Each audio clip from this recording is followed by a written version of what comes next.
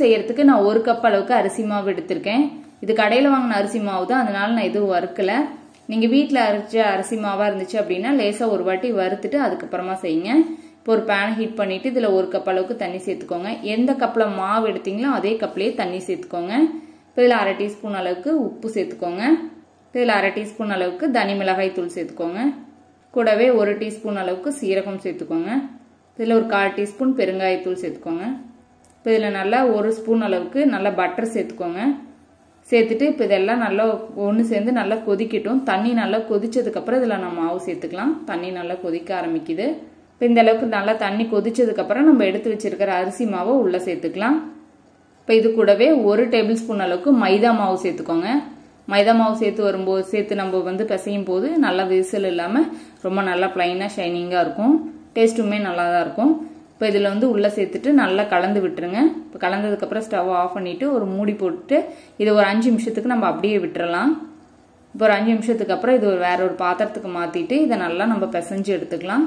இப்போ கொஞ்சம் கை பொறுக்கிற சூடு வந்ததுக்கு அப்புறம் இதை நல்லா அழுத்த கொடுத்து நல்லா பிசைஞ்சுக்கோங்க. மாவு ரொம்ப நல்லா சாஃப்டா இருக்கும். பாருங்க, மாவு உங்களுக்கு பார்த்தாவே தெரியுது எவ்வளவு நல்லா சாஃப்டா இருக்குன்னு.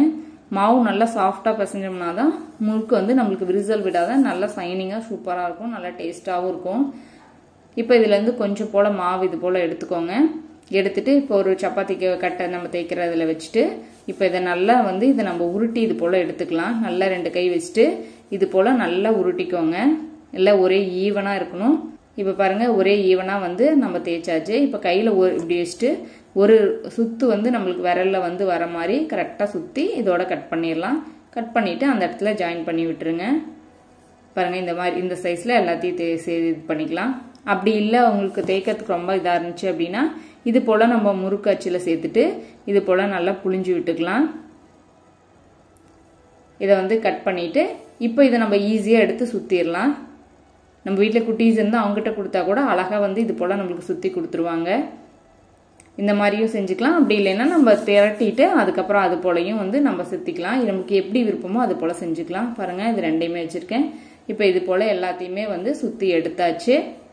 இப்போ எண்ணெய் நல்லா காஞ்சிட்டு இருக்கு. எண்ணெய் நல்லா காஞ்சதுக்கு அப்புறம் நல்லா மீடியமான ஹீட்ல வச்சுட்டு நம்ம சுத்தி வச்சிருக்கிற எல்லா முறுக்கையும் உள்ள சேர்த்துக்கலாம். சேர்த்துட்டு நல்லா மிதமான தீயிலேயே நல்லா வேக வைங்க. எல்லா பக்கமும் நல்லா கலந்து விட்டு எல்லாம் நல்லா வெந்து வரட்டும். வேகமா தீய வச்சோம்னா மேல சீக்கிரமா கரிஞ்சிடும், உள்ள அந்த அளவுக்கு கிறிஸ்பியா இருக்காது. இப்போ மிதமான தீயில வச்சு எல்லா பக்கமும் நல்லா கலந்து விட்டு நல்லா இதை வேக வச்சு எடுத்துக்கலாம். எடுத்து அப்படியே குலுக்குனீங்களா உங்களுக்கு நல்லா தெரியும் இந்த சத்தமே.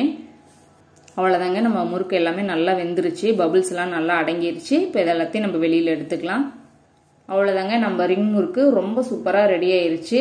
ரொம்ப ஈஸியாவும் இது சுத்திடலாம். ரொம்ப இன்ட்ரெஸ்டிங்காவும் இருக்கும், ரொம்ப டேஸ்டா இருக்கும். நீங்களும் கண்டிப்பா இந்த ரெசிபி வீட்ல ட்ரை பண்ணி பாருங்க. உங்களுக்கு பிடிச்சிருந்துச்சுன்னா லைக் பண்ணுங்க, ஷேர் பண்ணுங்க. நம்ம தெய்வாஸ் நலபாகம் சேனலுக்கு சப்ஸ்கிரைப் பண்ணிக்கோங்க.